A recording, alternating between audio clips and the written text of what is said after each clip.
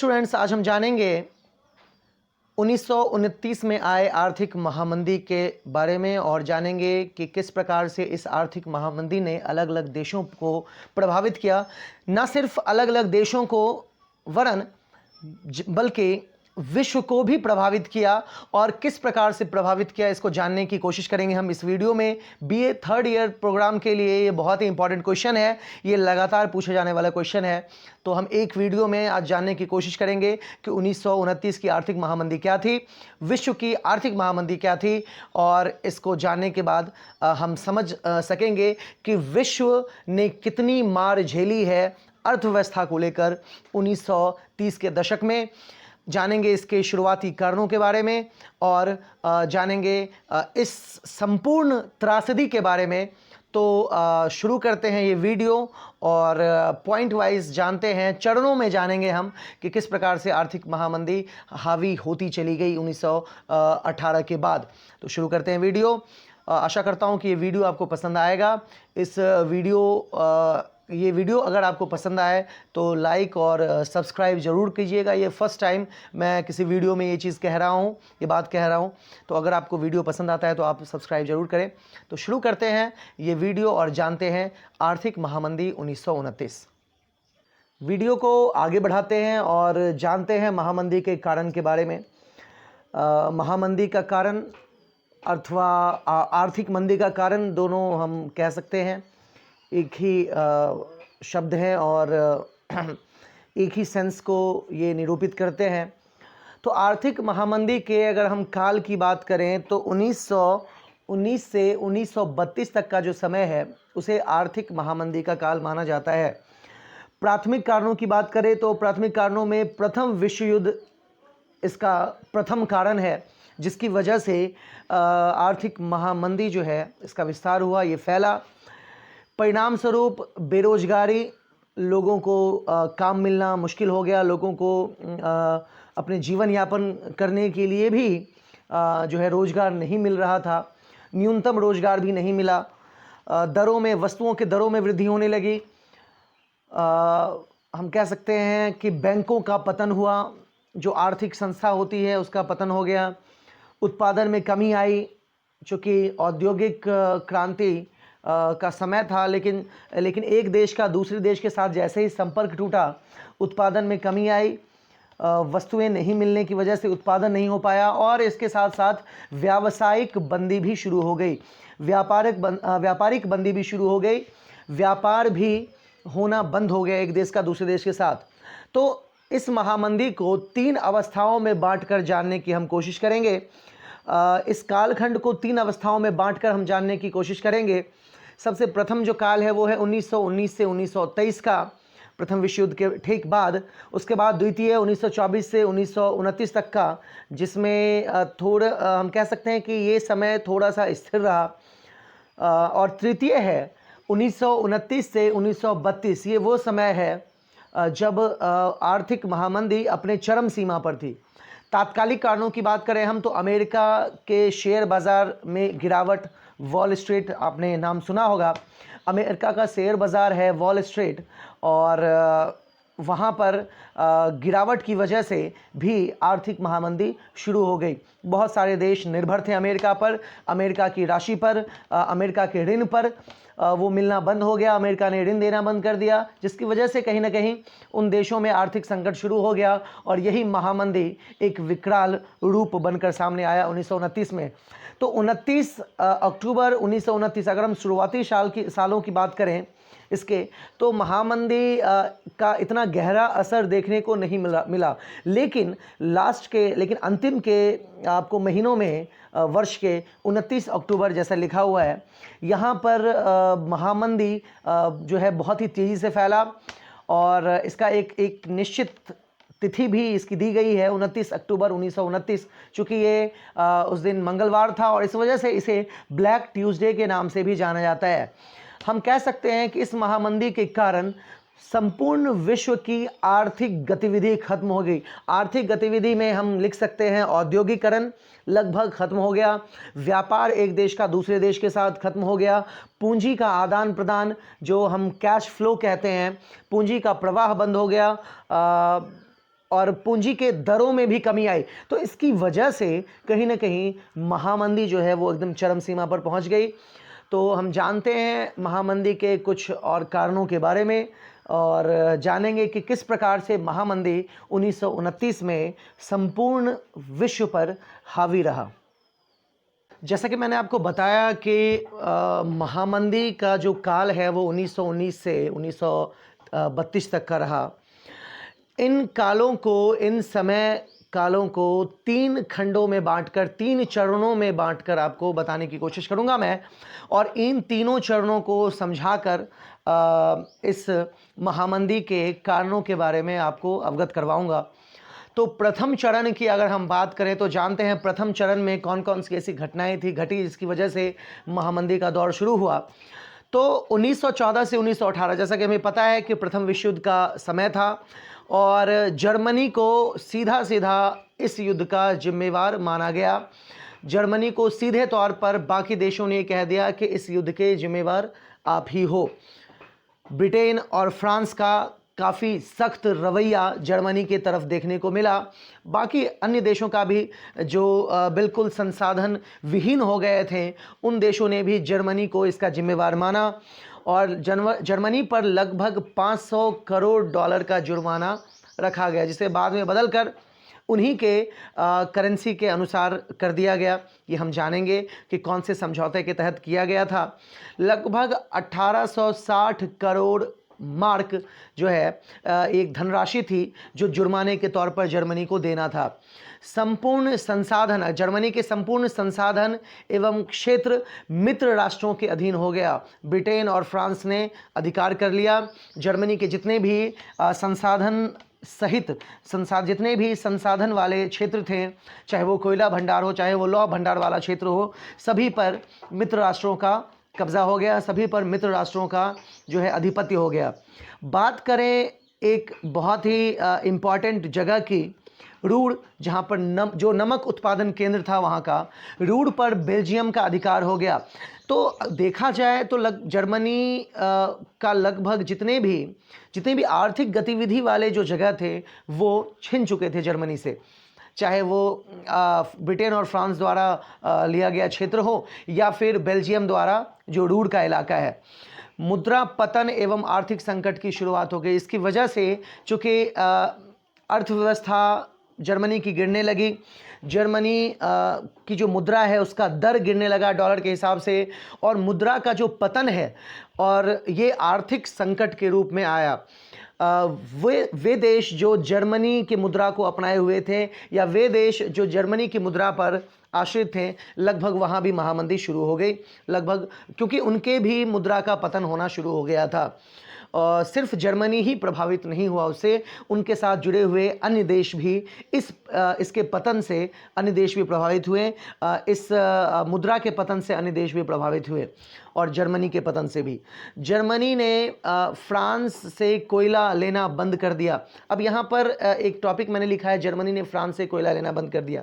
यहाँ पे जानने वाली बात है कि जर्मनी में जो गतिविधियाँ चल रही थी, जर्मनी में जो आर्थिक गतिविधि चल रही थी, औद्योगिक गतिविधि चल रही थी, वो कोयले पर निर्भर था और वो कोयला फ्रांस से लिया जाता था। अब यहाँ पर सोचने वाली बात है कि फ्रांस जो कोयला का हम कह सकते हैं कि एक्सपोर्ट करता था, जो जर्मनी इंपोर्ट करता था कोयला, उसने फ्रांस से लेना बंद कर दिया और फ्रांस ने एक्सपोर्ट करना बंद कर दिया। अब ऐसी स्थिति में फ्रांस के कोयले को और कोई देश नहीं खरीद सकता था। अब ऐसी स्थिति में जो उनका कोयला भंडार है वो भी जैसे का तैसा रह गया। इस तरीके से सिर्फ और सिर्फ प्रथम विश्व युद्ध का जो परिणाम है, जो प्रथम विश्व युद्ध की जो जिम्मेवारी है जो जर्मनी पर डाली गई थी, जिसकी वजह से जर्मनी की अर्थव्यवस्था खराब हो गई, तो जर्मनी की अर्थव्यवस्था खराब होने के साथ साथ अन्य देशों की भी अर्थव्यवस्था खराब हो गई। जैसे मैंने एग्जाम्पल के थ्रू आपको फ्रांस और जर्मनी के बारे में बताया है। जर्मनी ने कोयला लेना बंद कर दिया और फ्रांस उस समय जर्मनी को ज़्यादा से ज़्यादा कोयला बेचता था। जब जर्मनी ने कोयला लेना बंद कर दिया तो फ्रांस का जो कोयला भंडार है वो जैसे का तैसा रह गया और वो एक बहुत ही बड़ी आर्थिक गतिविधि थी जो फ्रांस चलाता था, उससे पैसा, उससे मुद्रा कमाता था, जो लगभग बंद हो गया। तो जर्मनी पर जो असर देखने को मिला, इसका सीधा सा असर जो है वो फ्रांस पर भी देखने को मिला। इसी प्रकार से अन्य देश भी फ्रांस और जर्मनी के साथ जुड़े हुए थे, आर्थिक गतिविधियों से जुड़े हुए थे और जर्मनी पर पड़ने वाले प्रभाव से वे भी प्रभावित हुए। बात करेंगे द्वितीय चरण की, जो 1924 से 1929 का माना जाता है, जब फ्रांस द्वारा रूड़ के क्षेत्र पर कब्जा कर लिया गया। वो क्षेत्र जहाँ पर जो एक नमक उत्पादन केंद्र था जर्मनी का, जहाँ से मुद्रा कमाया जाता था जर्मनी द्वारा, जब वो भी छिन गया उससे, तो इस बात की निंदा हालांकि अलग अलग देशों ने की और चूँकि इस बात की निंदा की गई थी तो फ्रांस डर गया था कि कहीं ऐसा ना हो कि उसकी सुरक्षा पर बात आ जाए। तो फ्रांस ने जर्मनी के साथ एक संधि की, सुरक्षा कारणों के डर से एक संधि की, जिसका नाम था डावस योजना। और हम जानेंगे डावस योजना, ये संधि क्या थी और इसमें कौन कौन सी शर्तें थी। डावस योजना की बात करें हम तो जर्मनी को अधिक स्वतंत्र देने का प्रयास किया गया था। चूँकि अलग अलग देशों की निंदा हुई थी फ्रांस की, तो फ्रांस ने इस योजना के तहत, इस संधि के तहत जर्मनी को थोड़ी सी ज़्यादा स्वतंत्रता देने की कोशिश की। इसके अलावा 45 लाख प्रति वर्ष 45 लाख पाउंड राशि अदा करने की बात की गई। एक साथ पैसा नहीं लिया गया, उन्हें जो है हम कह सकते हैं कि प्रति वर्ष एक महीने के तौर पर या फिर एक साल में आपको इतना पैसा पे करना है, उसके हिसाब से किया गया था। और ये इतना पैसा था कि लगभग 21 साल तक जर्मनी को पैसा वापस करना पड़ता, प्रति वर्ष इतने ही 45 लाख पाउंड के। आय के साधनों को राष्ट्रसंघ को सौंप दिया गया। जितने भी जर्मनी के आय के साधन हैं, चाहे वो जो भी धरोहर है, चाहे वो कोयला हम कह सकते हैं कि लौह अयस्क है, चाहे वो कोयला खदानें हैं, इन सब को राष्ट्रसंघ को सौंप दिया गया। और क्षतिपूर्ति की जो मुद्रा है उसे डॉलर से बदलकर मार्क कर दिया गया। ये जो है रियायत दी गई। हालांकि फ्रांस की ये रियायत कहीं ना कहीं जर्मनी को पसंद नहीं, रास नहीं आया, क्योंकि स्थिति फिर भी जर्मनी की वैसे ही बनी थी। फ्रांस के जितने भी अधिकृत क्षेत्र थे जो जर्मनी से उसने छीना था, वो उसे वापस कर दिया गया। आर्थिक दशा सुधारने के लिए जर्मनी को 65 करोड़ पाउंड दिया गया ताकि वो अपनी अर्थव्यवस्था को सुधार सके। लेकिन फिर भी जर्मनी इस क्षतिपूर्ति को लेकर असंतुष्ट था, क्योंकि 45 लाख पाउंड प्रति वर्ष देना भी संभव नहीं था। इसके अलावा जितनी भी धरोहर थी जर्मनी की, वो राष्ट्रसंघ को सौंप दी गई। अर्थात जर्मनी कार्य करेगा उन औद्योगिक क्षेत्रों में, लेकिन उससे जो आय होगा वो धीरे धीरे वसूल करते रहेंगे बाकी देश, या वो धीरे धीरे वसूल करता रहेगा राष्ट्रसंघ। तो अपनी आय का जो साधन है वो अलग जगह जाते हुए देख, या जो साधन है जिससे वो अपनी अर्थव्यवस्था मजबूत कर सकते थे, उस पर उनका बिल्कुल भी हक नहीं था। तो यही बात कहीं ना कहीं जर्मनी के मन में खटक रही थी, और इसकी वजह से भी जो है कहीं ना कहीं हम कह सकते हैं कि ये द्वितीय चरण में जर्मनी की दशा, आर्थिक दशा खराब रही। ये धीरे धीरे आर्थिक दशा उनकी बहुत ही ज़्यादा निम्न होती चली गई, जिसने बाद में जाकर एक महामंदी का रूप ले लिया। तो हम जानते हैं आगे के टॉपिक्स में तृतीय चरण, और जानेंगे कि किस प्रकार से महामंदी संपूर्ण विश्व में फैला। तृतीय चरण की अगर हम बात करें तो प्रथम विश्व युद्ध से सभी देशों को हानि हुई। हमें पता है कि प्रथम विश्व युद्ध से बहुत ही ज़्यादा जानमाल की हानि हुई थी और संसाधन भी नष्ट हुआ। कुछ देशों को हालांकि इसका लाभ हुआ, व्यापारिक लाभ मिला, लेकिन ये बहुत ही कम समय तक के लिए था। 1929 का जो आरंभिक काल है, उस समय स्थिति सामान्य रही, लेकिन आंतरिक स्थिति लचीला होने की वजह से, आंतरिक स्थिति बिगड़ने की वजह से साल का जो अंतिम महीना है, जाते जाते स्थिति बहुत ही ज़्यादा ख़राब हो गई। और जैसा कि मैंने बताया आपको कि 29 अक्टूबर 1929 में अमेरिका शेयर बाज़ार जो है धराशायी हो गया, जिसकी वजह से कहीं ना कहीं जो है आर्थिक मंदी की शुरुआत हो गई।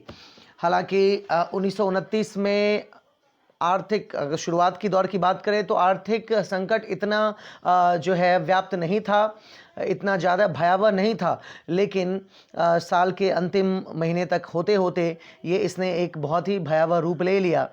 1931 तक अमेरिका एवं फ्रांस पर इसका कम असर रहा, क्योंकि अगर देखा जाए तो अमेरिका एक ऐसा देश था, या फ्रांस, जिसने युद्ध के समय प्रथम वर्ल्ड वॉर के टाइम पर जो है अलग अलग देशों को ऋण प्रदान किया था, जिसकी वसूली वो अब कर रहा था। तो इन वसूली से वो अपनी अर्थव्यवस्था को सुधार रहा था, लेकिन बाकी देश जिन्हें ऋण वापस करना था उन्हें आर्थिक संकटों का सामना करना पड़ रहा था। जितने भी पूर्व के कर्जे थे जो अलग अलग देशों ने लिए थे, अन्य देशों से मांग करने लगा अमेरिका, और कर्ज देना भी बंद कर दिया। और ये कर्ज का जो रूप था उस समय के मतलब कि हम कह सकते हैं कि 1929 के समय में जो सोने का जो रेट था, गोल्ड का जो रेट था, उस रेट से वापस कर रहे थे, क्योंकि मुद्रा का जो विनिमय होता था वो हमेशा गोल्ड के पैरेलल होता था, गोल्ड से होता था, सोने से होता था। तो अब सोने के दरों में ही वो अपने पैसे को वापस मांग रहे थे अलग अलग देशों से। तो दिए गए कर्ज को स्वर्ण के मूल्य पर मांग करने की वजह से भी कहीं ना कहीं स्थिति बहुत ही ज़्यादा बिगड़ गई, और ये स्थिति जो है 1929 में महामंदी का कारण बना।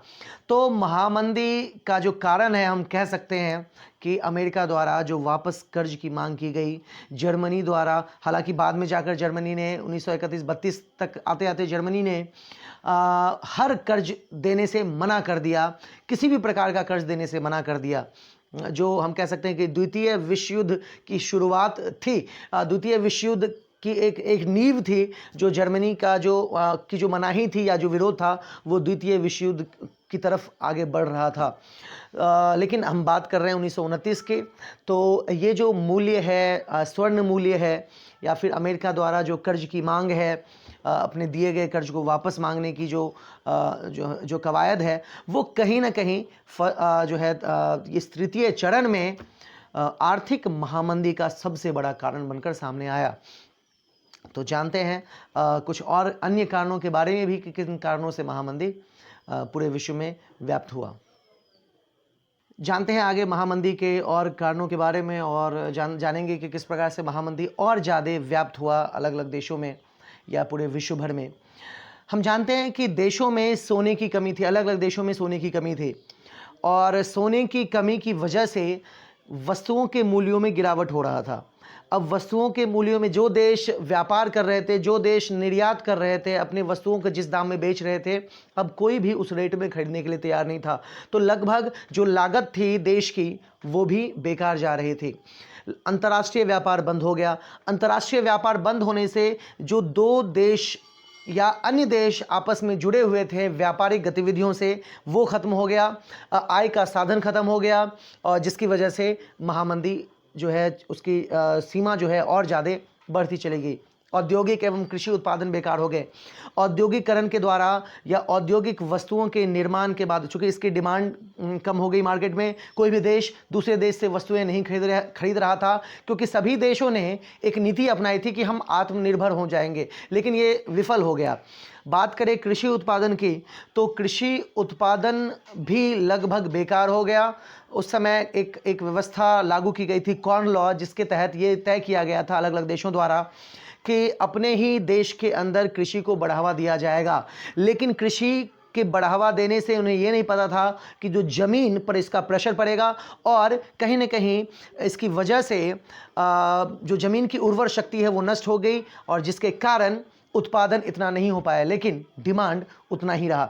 डिमांड उस देश में उतना ही, मांग उतनी ही रही, लेकिन पूर्ति ना हो पाने की वजह से उन वस्तुओं के दामों में वृद्धि हो गई, और चूंकि क्रय शक्ति लोगों की कम थी, वो खरीद नहीं सकते थे, जिसकी वजह से भी आर्थिक महामंदी जो है व्याप्त हुई। अमेरिका द्वारा ऋण देने पर प्रतिबंध लगा दिया गया। अमेरिका आज भी कहने का मतलब 1929-32 की मैं बात कर रहा हूँ। अमेरिका उस समय अपने द्वारा दिए गए ऋणों की, जो फर्स्ट वर्ल्ड वॉर में उसने अलग अलग देशों को ऋण दिया था, उसकी ही मांग कर रहा था। अब वो ऋण देना प्रतिबंधित कर दिया, उसने मना कर दिया कि वो अपने बैंकों को कि भाई वो किसी भी देश को ऋण नहीं देंगे। इसके अलावा ऑस्ट्रिया में जो उस समय का सबसे बड़ा विश्व बैंक था, वो दिवालिया हो गया, जिसका नाम था क्रेडिट एंड ओस्टाल्ड बैंक, ये सबसे बड़ा बैंक था। और चूँकि बैंक जो होता है वो आर्थिक गतिविधि का एक सबसे बेहतरीन, हम कह सकते हैं सबसे बड़ा केंद्र बिंदु होता है, वही नष्ट हो गया, जिसकी वजह से ये महामंदी और ज़्यादा फैली। ऋण नहीं मिल पाने की वजह से भी महामंदी फैली। इंग्लैंड द्वारा स्वर्ण मुद्रा परित्याग कर दिया गया, और जैसे इंग्लैंड ने स्वर्ण मुद्रा परित्याग किया, छोड़ा, इंग्लैंड पर जितने भी देश निर्भर थे वो देश तबाह होने लगे। अगर मैं एग्जांपल लूँ तो मैं अपने भारत का एग्जांपल ले सकता हूँ। भारत उस समय कॉटन का सबसे बड़ा निर्यातक देश था इंग्लैंड के लिए। इंग्लैंड ने उस समय भारत से कॉटन लेना, कपास लेना बंद कर दिया था, जिसकी वजह से कहीं ना कहीं हमारे देश में जो ये उत्पादन सामग्री है उसकी बिक्री नहीं हो पाई, और जो लागत हम लगा चुके थे वो हम वापस नहीं ले पाए, जिसकी वजह से भी आर्थिक महामंदी जो है फैली। डॉलर के मुकाबले हमारी जो मुद्रा है उसमें कमी आई, और इस प्रकार से आर्थिक महामंदी एक देश के साथ दूसरे देश का जुड़ा हुआ होना, ये कहीं ना कहीं बहुत बड़ा कारण बना महामंदी का, विश्व महामंदी का। तो आगे जानते हैं कि क्या बदलाव आया, क्या परिणाम निकल कर आया इस महामंदी का। तो शुरू करते हैं और जानते हैं महामंदी के परिणाम। इस महामंदी की वजह से संपूर्ण विश्व पर क्या प्रभाव पड़ा, इसके परिणाम के बारे में। और यहाँ पर मैंने 10 परिणामों को लिखा है, जिनको आप डिस्क्राइब करके आप बेहतर आंसर बना सकते हो। सबसे पहला तो अंतर्राष्ट्रीय सहयोग खत्म हो गया।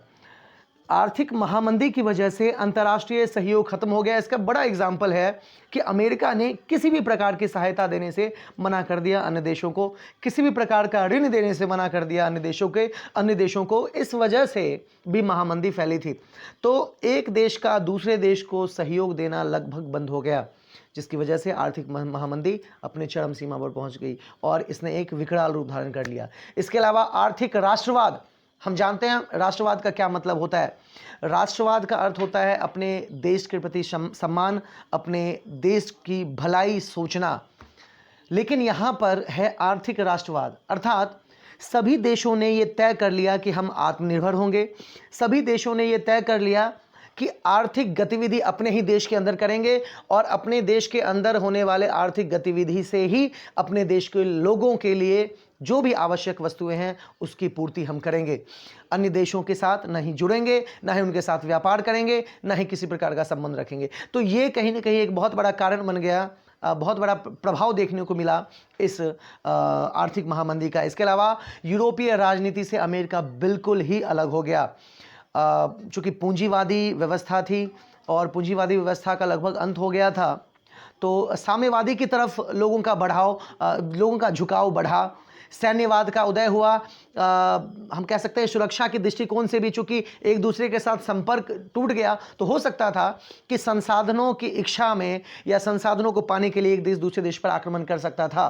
तो सैन्यवाद का उदय हुआ, सैन्य शक्ति को देशों ने बढ़ाना शुरू कर दिया। इसके अलावा पूंजीवादी देशों पर इसका बहुत बड़ा असर देखने को मिला। जैसा कि मैंने बताया आपको कि पूंजीवादी व्यवस्था लगभग खत्म हो गई और साम्यवादी व्यवस्था का उदय हुआ। बेरोजगारी और आर्थिक विनाश, ये एक बहुत बड़ा जो है परिणाम देखने को मिला। लोगों को रोजगार मिलना बंद हो गया, भुखमरी की स्थिति आ गई। रोजगार नहीं मिलने से अपनी दैनिक आवश्यकताओं को भी लोग नहीं पूरा कर पाए।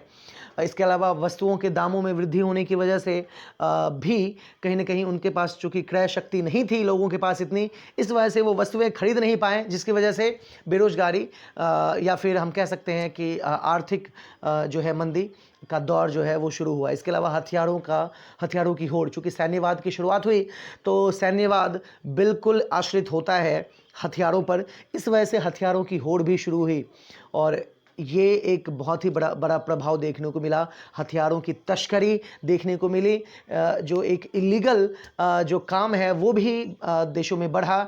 इसके अलावा हिटलर का उदय, अगर आपने 9th क्लास में पढ़ा होगा नाज़ीवाद, तो आप समझ सकते हो कि हिटलर का उदय हुआ 1929 के बाद और किस प्रकार से हिटलर ने संपूर्ण विश्व को अपने कब्जे में करने की कोशिश की, जिसका परिणाम द्वितीय विश्व युद्ध में देखने को हमें मिला कि द्वितीय विश्व युद्ध में क्या हुआ।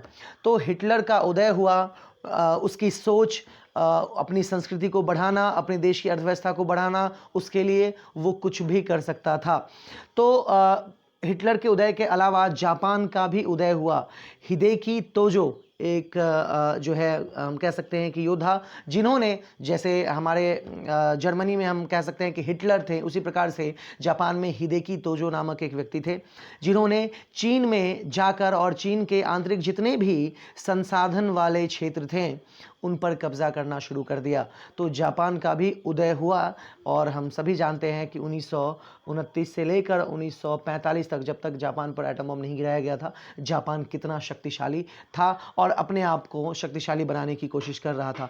तो ये कुछ प्रभाव, अगर हम इसके संपूर्ण प्रभाव की बात करें तो मुझे सबसे बड़ा प्रभाव इसका देखने को मिल रहा है सेकेंड वर्ल्ड वॉर। तो सेकेंड वर्ल्ड वॉर जो है एक बहुत ही बड़ा प्रभाव था इस आर्थिक महामंदी का। तो जानते हैं कि अन्य देशों पर भी क्या क्या प्रभाव पड़ा। स्लाइड्स के थ्रू मैं यहाँ पर आपको स्लाइड्स दे देता हूँ, आप स्क्रीनशॉट लेकर उसको पढ़ सकते हो, उसको जान सकते हो और समझ सकते हो कि आर्थिक महामंदी से कौन कौन से जो है घटनाएं घटी या फिर कौन क्या क्या असर जो है अलग अलग देशों पर भी पड़ा। हमने अभी जाना कि अर्थ जो व्यवस्था का अंत हुआ या आर्थिक मंदी की जो शुरुआत हुई, महामंदी की जो घटना 1929 में घटी, उसका क्या कारण था, उसके क्या परिणाम थे। और हम जानते हैं कि इसका प्रभाव जो है वो अलग अलग देशों पर किस प्रकार से पड़ा। यहाँ पर आप देख सकते हो जर्मनी पर प्रभाव, इसमें आप देखोगे कि लगभग 60 लाख लोग बेरोजगार हो गए जर्मनी में 1932 ईस्वी तक आते आते। इसके अलावा हिटलर का उदय हुआ, फासीवाद का उदय हुआ, मैंने पहले ही प्रभाव में लिख दिया था। नाज़ीवाद का जो है उदय हुआ और किस प्रकार से हिटलर संपूर्ण विश्व पर अपना प्रभुत्व स्थापित करने की कोशिश करने लगा। इसके अलावा अगर हम ब्रिटेन की बात करें तो यहाँ पर आप देख सकते हो कि ब्रिटेन जो है वो उसने अपना स्वर्णमान का परित्याग कर दिया। किस प्रकार से ब्रिटेन पर जो अलग अलग देश आश्रित थे उन्हें भी महामंदी का शिकार होना पड़ा। फ्रांस पर प्रभाव की बात करते हैं, हालांकि फ्रांस पर बहुत ही कम प्रभाव पड़ा क्योंकि उसने अपनी मुद्रा फ्रैंक जो है उसकी शाख को बचाए रखा था, उसके वैल्यू को कम नहीं होने दिया था, इस वजह से फ्रांस पर इसका प्रभाव कम पड़ा। अगर हम अमेरिका की बात करें तो अमेरिका विश्व का सबसे शक्तिशाली देश उस टाइम पर, उस समय 15 लाख से बेरोजगारी बढ़कर 1 करोड़ 30 लाख हो गई थी। तो आप समझ सकते हो कि महामंदी का प्रभाव अलग अलग देशों पर किस प्रकार से पड़ा। तो ये वीडियो महामंदी के बारे में आपको, मैं आशा करता हूँ कि ये वीडियो आपको समझ में आया होगा।